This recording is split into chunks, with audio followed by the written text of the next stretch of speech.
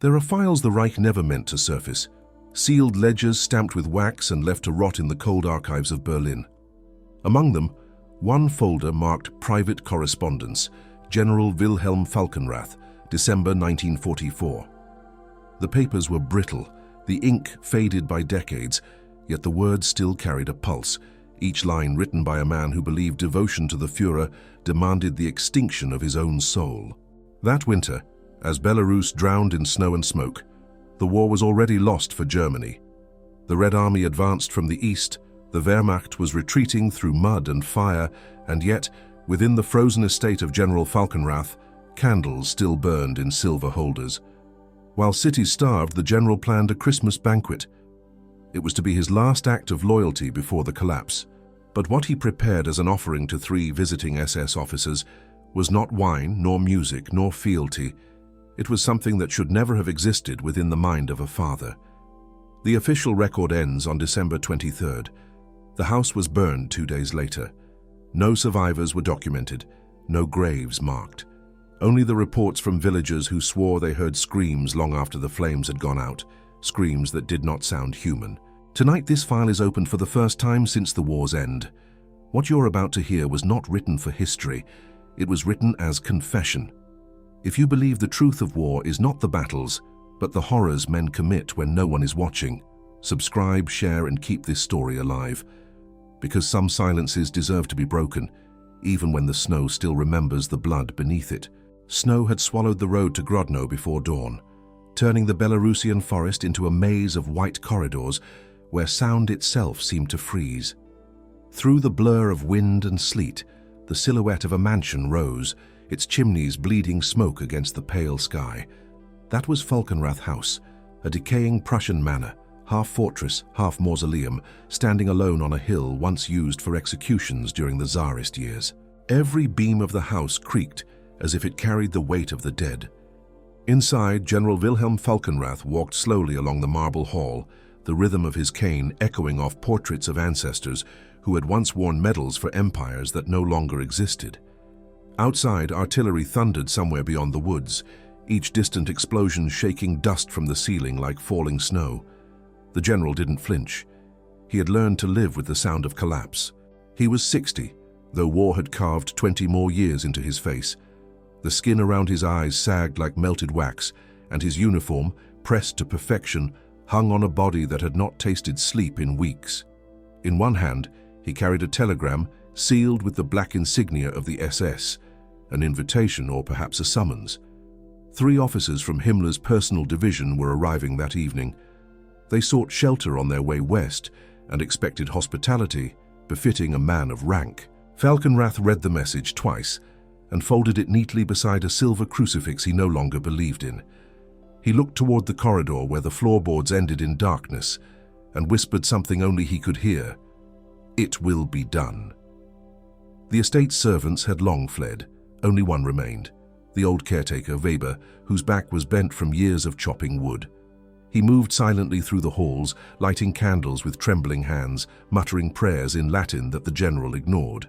Weber had tried once to convince him to abandon the manor, to surrender to the Russians before it was too late. Falkenrath's answer had been a pistol pressed gently against the old man's chest. "We do not run from history," he said. Now Weber obeyed without words. He cleaned the snow from the steps, polished the silver, and avoided the east wing entirely, the wing where no fire was lit. That was where Helene Falkenrath lived, or what was left of her life. She had been 19 when the accident occurred, a year before the war began in earnest. A fall from a horse, a fractured spine, and the rest was silence. The girl who had once played Chopin under the summer windows now spent her days confined to a narrow bed, the lower half of her body motionless, her hair the same white blonde as the snow outside. She spoke rarely, and when she did, her voice sounded as if it came from somewhere else, detached, almost serene. Weber brought her soup. The general brought her stories of victory that no longer existed. He never touched her hand, never looked at the wheelchair beside the bed. To him, she was both punishment and relic, a living reminder of weakness. That morning, he stood at her doorway for a long time before entering. The air smelled of medicine and cold linen. Helene was awake, eyes fixed on the frost crawling along the window pane. When she noticed him, she smiled faintly. "You shaved," she whispered. He nodded, setting the cane against the bedpost. "They're coming tonight," he said. "Important men, men who still believe." She didn't answer, and he hated her for that silence, the same silence that had lived in her since the fall. He straightened her blanket, unnecessarily precise, and continued, "We must give them something worthy of remembrance, something they will never forget." Her gaze drifted toward the small porcelain nativity on the dresser, Mary, Joseph, the child, all covered in dust. "Christmas," she murmured. He smiled without warmth. "Yes, Christmas." Outside, the wind howled through broken shutters. Somewhere beyond the trees, wolves answered the artillery with their own lament. The house seemed to tighten around itself, each corridor colder than the one before. In the dining hall, the general inspected the long table, its surface set for 4 guests. He had arranged everything himself: the crystal, the gold-rimmed plates, the bottles of French wine stolen from a Polish cellar. In the center, a candelabrum shaped like an iron eagle spread its wings above a crimson tablecloth. He admired the symmetry, the illusion of civility amid ruin. He wanted them to see that order still existed here, that the Reich still lived through men like him, disciplined and unbroken. Yet beneath that order ran something else, something festering behind his eyes. He had begun to hear music that wasn't there, the faint notes of a piano somewhere deep inside the walls. Sometimes it was a waltz, sometimes a hymn. He never found its source. The melody came and went like breath, always returning when he passed the east wing. Weber heard it too, but refused to speak of it. "Old pipes," he said, avoiding the general's gaze, but the general knew better. He believed the sound was Helene's soul reminding him of the promise he had made, the one he now intended to keep. As dusk fell, he ordered Weber to heat the great hall. Logs crackled in the fireplace, casting orange light across the portraits. He changed into his formal uniform, adorned with medals polished to a mirror sheen. The mirror, however, betrayed him. Behind his reflection, he saw movement, a flicker of pale hair at the doorway, a wheelchair shadow that shouldn't have been there. He turned sharply. Nothing, only darkness and the faint echo of the piano again, distant but insistent. He poured himself a glass of brandy and drank it in one breath. At 7:30, the rumble of engines approached from the forest road. Headlights carved through the snow like knives. 3 SS cars rolled to a stop before the manor gates. Out stepped the officers, Hauptsturmführer Kruger, Oberleutnant Voss, and the youngest, Untersturmführer Reinhardt. Their boots struck the stone in unison. They saluted sharply as the general emerged to greet them, his breath fogging in the air. "Gentlemen," he said, voice steady, "welcome to my home. You honor me on this sacred night." The men entered laughing, shaking snow from their coats, carrying the smell of gasoline and iron. They toasted victory that no longer existed, spoke of Moscow as if it was still possible. The general matched their enthusiasm, his smile rigid, his gestures theatrical. Weber served the soup with shaking hands, careful not to meet their eyes. Through the open door of the corridor, a draught swept in from the east wing, extinguishing one candle on the table. Reinhardt laughed nervously. "A ghost, Herr General?" Falkenrath's gaze hardened. "There are no ghosts in this house," he said, though even as he spoke, the faint sound of a piano drifted again through the halls, one note repeated endlessly, like a heartbeat. Kruger raised his glass. "To loyalty," he said. The general nodded, lifting his own. "To sacrifice." Their laughter filled the hall, echoing through the house like distant thunder. Above them, on the second floor, Helene listened. Her eyes were open wide, reflecting the flicker of firelight that reached her through the crack beneath the door. The music had stopped. All she could hear now were the men's voices, 3 strangers and the father who no longer spoke her name. And for the first time in years, she began to cry. Downstairs, the general smiled faintly as he heard her weeping. He thought of the telegram folded beside the crucifix, the final proof of his devotion. He whispered to himself, "Tonight, the Reich will remember me."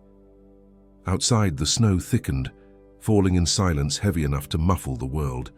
Inside, the candles burned lower, the wine darkened, and the piano waited for the next note. The fire in the great hall had begun to fade when the general rose from his seat. The three SS officers sat half drunk, their laughter echoing off the marble columns. Smoke hung in the air, mingled with the metallic scent of gun oil and roasted meat. On the table, the candles had melted into uneven shapes, their flames bending toward the draughts that slithered through the cracks of the old manor. Somewhere above them, the floor creaked, slow, deliberate, as if the house itself were listening. General Falkenrath moved to the window and parted the heavy curtains. Outside, snow continued to fall without rest. The moon was a pale disk behind the clouds, diffusing its light like cold milk through fog. Beyond the garden wall, the world was dissolving, the horizon erased, the trees swallowed by the storm. Inside, time no longer mattered. He turned back to his guests, his voice calm, almost ceremonial. "Gentlemen," he said, "tonight is not simply a dinner. It is a testament." Kruger raised an eyebrow, his gloved fingers tapping the rim of his glass. "A testament to what, Herr General?" "To loyalty," Falkenrath replied, "to the sacrifices that bind us when the world forgets our names." The men chuckled politely, though an unease crept through the room.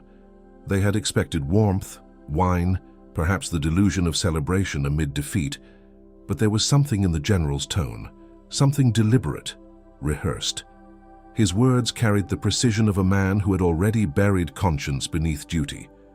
He lifted a small box from the sideboard, a gift wrapped in plain paper, tied with black ribbon.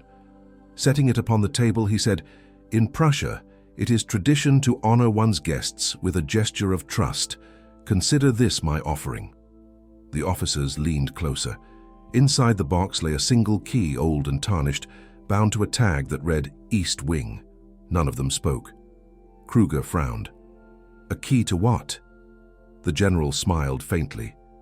"To remembrance," he said, turning away toward the dark corridor that led to the forbidden wing. "You will understand soon enough." The three men exchanged glances, uncertain whether this was jest or ritual. The youngest, Reinhardt, laughed uneasily. "Is this one of your officers' games, sir?"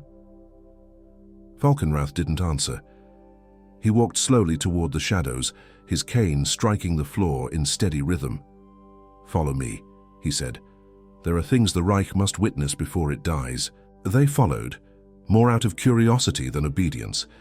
The corridor narrowed as they entered the East Wing, where the air grew colder and the smell of medicine replaced that of wood smoke.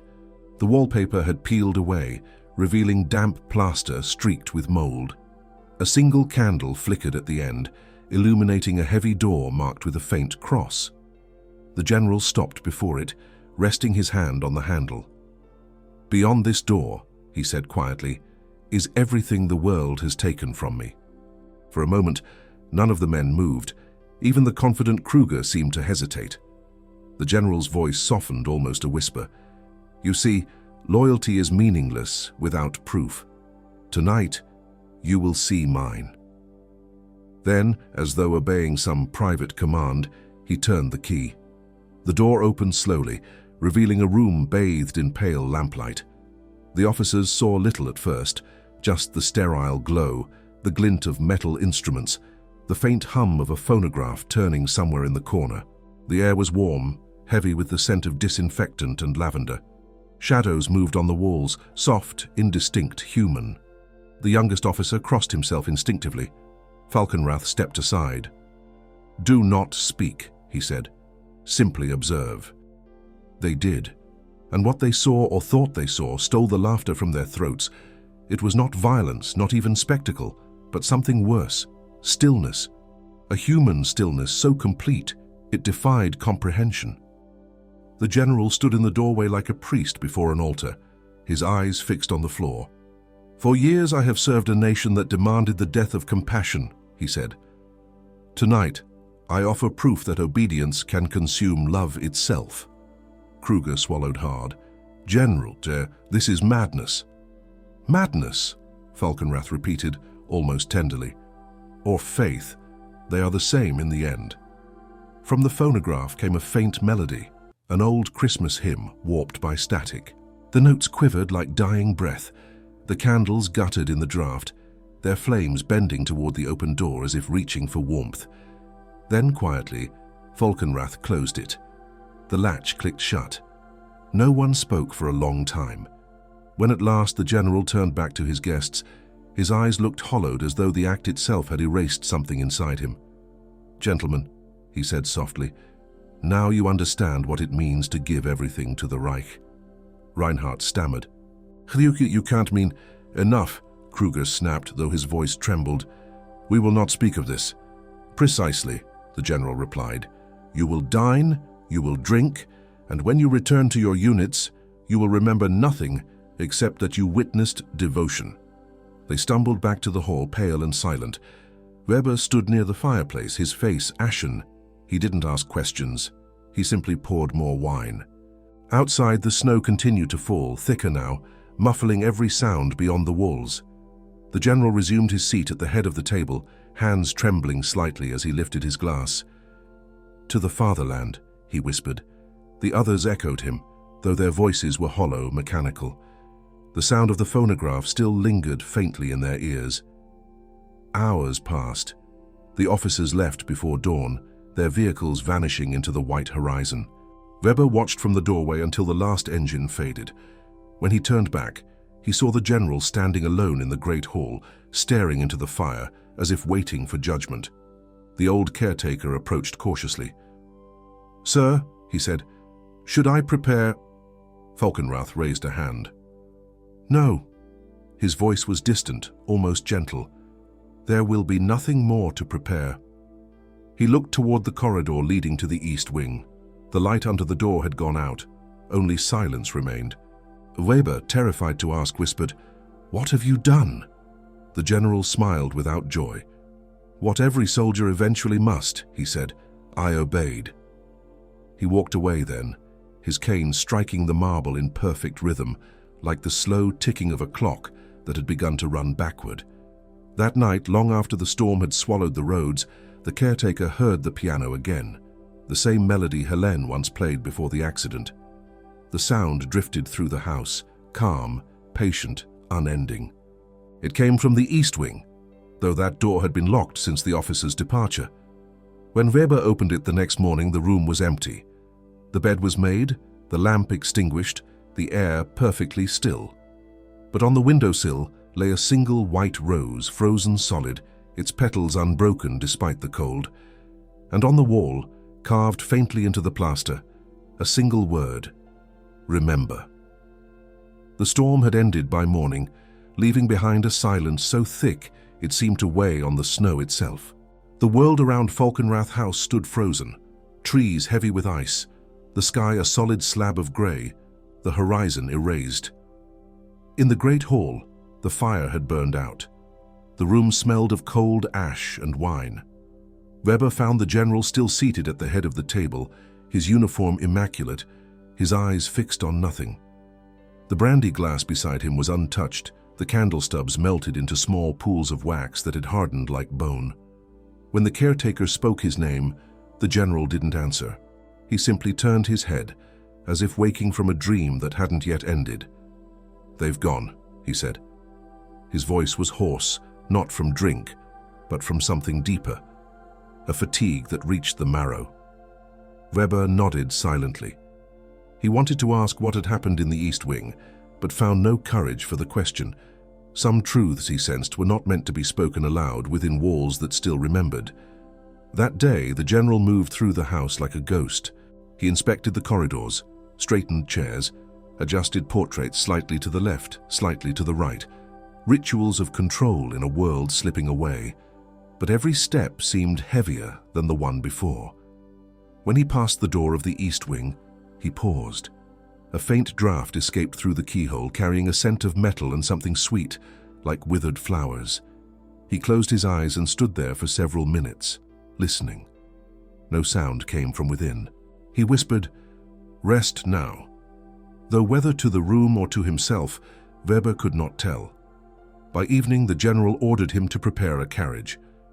"We're leaving," he said simply. "The front has collapsed. The Russians are days away. This place is no longer ours."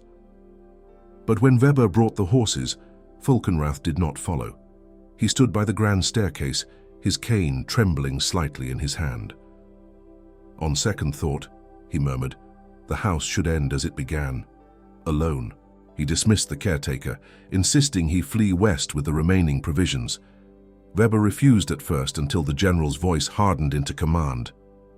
"Go, old man," he said. "History is already coming for me." That night, Weber left. The last thing he saw through the swirling snow was the manor's upper windows flickering with candlelight, one after another, until the whole facade glowed faintly against the storm. Then the light began to die, room by room, swallowed by the dark. 2 days later, when a detachment of retreating Wehrmacht soldiers reached the estate, they found the front doors wide open. Inside, the hall was silent except for the sound of dripping water from the melted ice on the roof. The fireplace was cold. On the dining table lay the remains of a Christmas feast untouched. The plates had gathered frost, and on one of them rested the black ribbon from the gift box, the only color in the room. The men moved cautiously through the house. One of them, a young lieutenant, later testified that he had felt an inexplicable vibration beneath his boots, as if the ground itself were breathing. "It came from the east wing," he said, "from behind the locked door." They broke it open. What they found there was not violence but emptiness, a void so complete that it seemed deliberate. The bed was stripped, the sheets folded perfectly, the lamp extinguished. But on the wall above the headboard was something carved faintly into the plaster, letters almost erased by time and cold. Vergebung, forgiveness. The soldiers reported their findings to command, but no investigation followed. The war was collapsing. No one cared about a ruined manor in Belarus. The officers ordered the house sealed and moved on, leaving behind only footprints that vanished with the next snowfall. Months later, after the German surrender, the Red Army reached the region.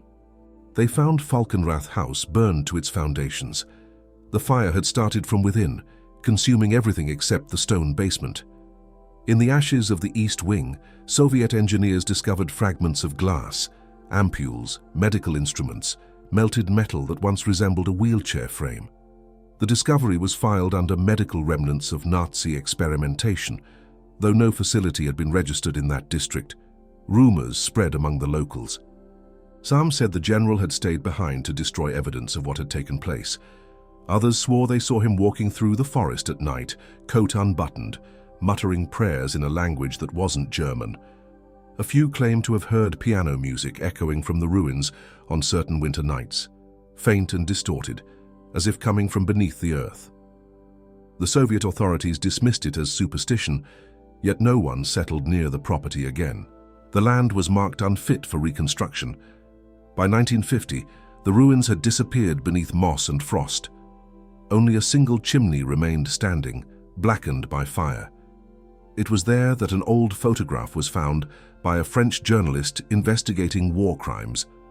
The picture showed General Falkenrath in full uniform beside his daughter, Helene, seated in her chair, her expression distant, eyes fixed on something beyond the camera. On the back of the photograph, written in neat cursive, were 4 words, "Für meine letzte Pflicht," for my final duty. The journalist tried to trace the image's origin. He found only one surviving witness, an elderly Soviet officer who had been among the first to enter the ruins. The man refused to speak at first, but after several drinks he confessed, "We went down into the basement. There was a sound, not voices, not machines, something else, like air vibrating. We found nothing. But when we left, we all felt blind for a few seconds, as if the light had vanished. None of us ever went back." The article never went to print. The negatives were confiscated. The journalist died in a car crash 2 weeks later on the road to Warsaw. The file vanished into Soviet archives labeled cultural containment. Yet, fragments survived. Decades later, when those archives began to open, historians found a single note, handwritten in English, among the translated documents. It read, "The horror of Falkenrath House was not what was done, but what was accepted." Those words became the unofficial epitaph of the case. They framed the story not as one of monsters, but of obedience, the quiet machinery of evil disguised as devotion. The general's act, whatever it truly was, became a metaphor whispered among scholars of the occult and the moral psychology of war. How far can loyalty go before it becomes worship? No one answered. Perhaps no one dared. Even now the site remains unmarked on official maps. Locals avoid it. Birds refuse to nest in the trees that grow over the foundations. And when the wind passes through the ruins, it carries a sound too steady to be the mere echo of air. Those who have heard it say it's not a hum nor a melody, but something in between, a vibration that seems to pulse through the bones, like memory refusing to die. It's said that if you stand there long enough, you begin to hear words inside the sound, soft, broken German repeating endlessly, "Ich habe gehorcht." I obeyed. By the end of 1945, the war had devoured its makers. Germany lay in ruins, its cities turned to skeletons of brick and smoke. Names once spoken with reverence were now whispered like curses, and among them, buried in the fog of forgotten crimes, was that of General Wilhelm Falkenrath. His name appeared briefly on an Allied list of missing high command, then vanished between the pages of bureaucracy. No body, no trial, no closure. Just a line of silence where a man should have stood. But silence, as historians would later write, was Falkenrath's final ally. The ruins of his manor had been erased, the witnesses scattered, the soil itself marked contaminated. No official report linked him to the atrocities rumored in the region of Grodno. Yet through the 1950s and 60s, strange correspondence began circulating among military archivists. Letters typed on faded German stationery, unsigned, but bearing a distinctive watermark, WF. Each contained fragments of philosophy, reflections on obedience, and a single repeated sentence: "Only through surrender can man become pure." Investigators traced the letters to several addresses across Europe, Vienna, Salzburg, then Zurich, but the trail always ended abruptly. In 1963, one envelope arrived at a university in Krakow, addressed to a professor studying wartime psychology. Inside was a small clipping of newspaper from 1939, showing the general and his daughter at a charity event for wounded soldiers. Across the image, in red pencil, someone had written, "The gift endures." The professor dismissed it as a hoax until he began dreaming of the same house every night.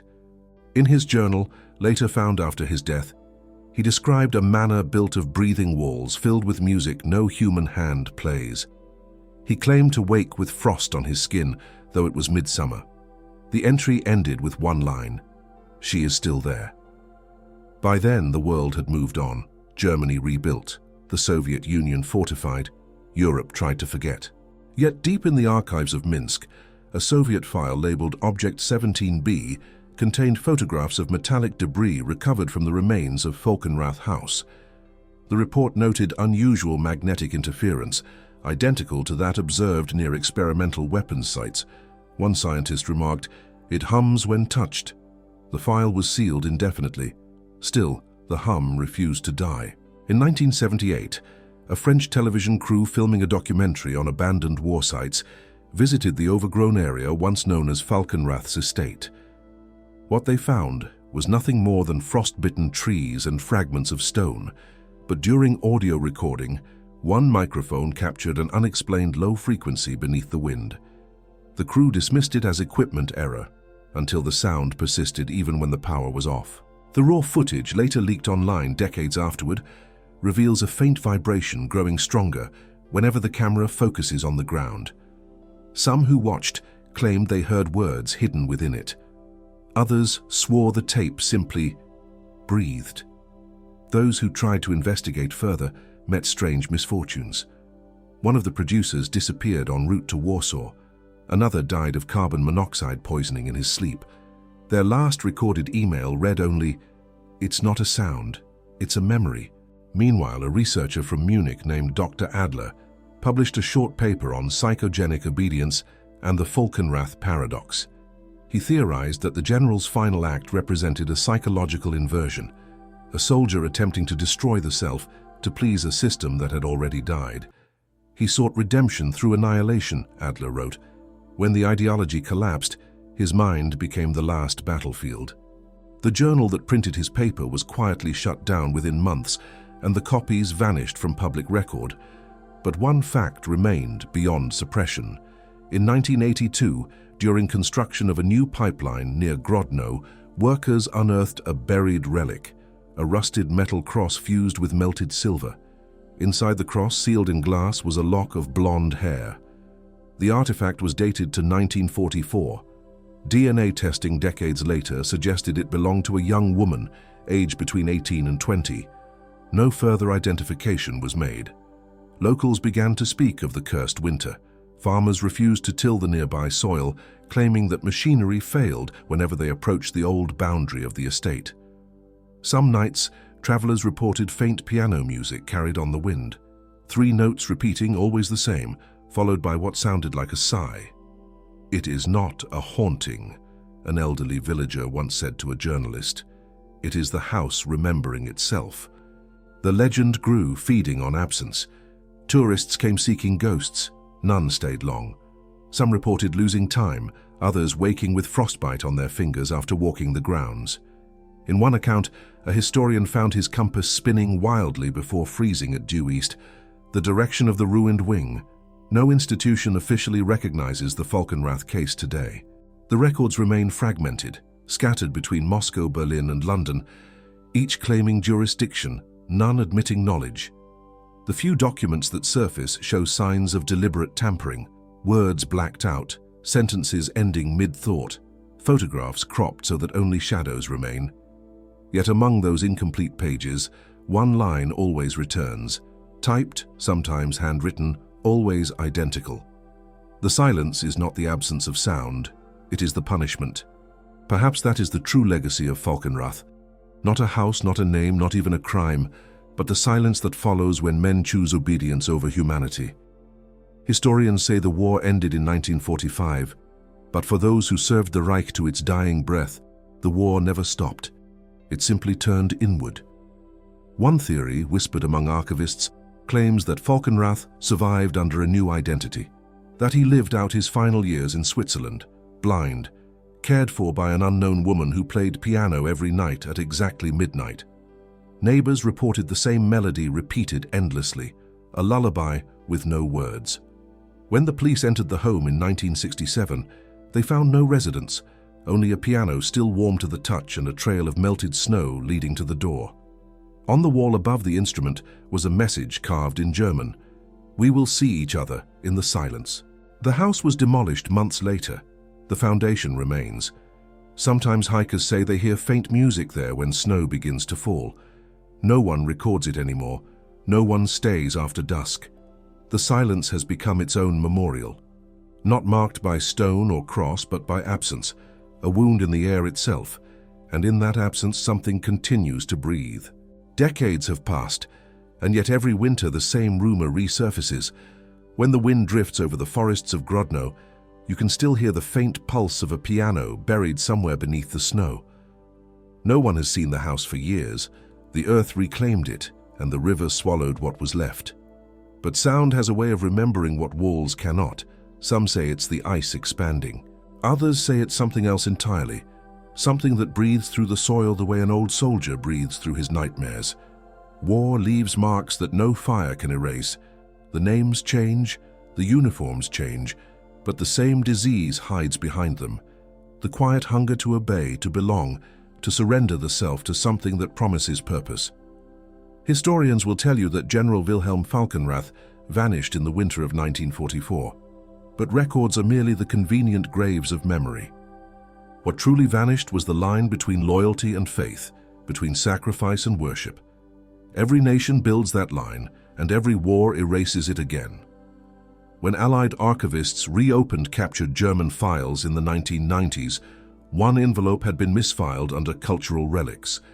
Inside were several pages brittle with age, part of what appeared to be a confession. The signature was illegible, but the handwriting matched Falkenrath's military reports. It read, "I believed service required proof and proof demanded suffering, but I did not understand that obedience is its own hunger. It does not serve, it devours. I built a temple of silence, thinking I was offering devotion. "I see now, I was only digging a grave." Those words were never published. The document was quietly returned to restricted storage, and when researchers later requested it, the file had disappeared again. Still, one photograph remained, a close-up of the page, the ink faded but legible. Someone had underlined the last sentence in red, "The silence will outlive us all." That prophecy proved true. Silence has become the last survivor of the war. It lingers not in monuments or museums, but in the way history avoids certain names. Even now, the official maps mark the site of the estate as Forest Reserve. No entry without permit. No one asks why. The villagers know. They say that when the snow grows too thick, radio signals fail, and the static hums in perfect rhythm, as if tuned to a heartbeat. Yet there is something almost merciful in how the story endures. Not as proof of supernatural horror, but as a warning carved into the cold face of time. Falkenrath was not the first man to mistake loyalty for love, nor will he be the last. Every generation breeds its own obedience, polished and renamed. Some follow flags, others follow orders. Most never realize they are following anything at all. Perhaps that is the real haunting of Bunker 32, of Falkenrath House, of every nameless ruin left behind by men who thought the end would justify them. The haunting is not ghosts, it is repetition. If you listen long enough, the hum that once filled that manor starts to sound less like terror and more like echo. A reminder. The echo of every command ever given without question. The echo of every silence that followed. In 2011, a young historian named Clara Weiss visited the Grodno forest to film a short documentary for her university. Her footage, never released publicly, shows nothing unusual, just snow, birch trees, and a faint outline of stone beneath the frost. But at the end of the reel, her camera tilts downward toward a patch of ground where the wind has blown the snow away. There, half buried, lies a fragment of marble engraved with a single letter. "F," she whispers, barely audible. "It's still here." The tape ends there, the sound cutting out mid-breath. Her professors assumed the equipment failed. She never returned to the site. To this day, the land remains untouched. The government's archives say it is protected for environmental reasons. The locals still call it Das Haus des Schweigens, the House of Silence. Every year on the anniversary of Germany's surrender, someone leaves a white rose at the edge of the road that once led to the estate. No one ever sees who places it there. The petals are always frozen solid, as if time itself refuses to let them wilt. And so the story endures, passed from soldier to scholar, from archive to rumor, until it reaches us, one more piece of the war that refuses to die. Because the truth is never the explosion or the bullet, it's what comes after. It's the quiet that waits for us to forget.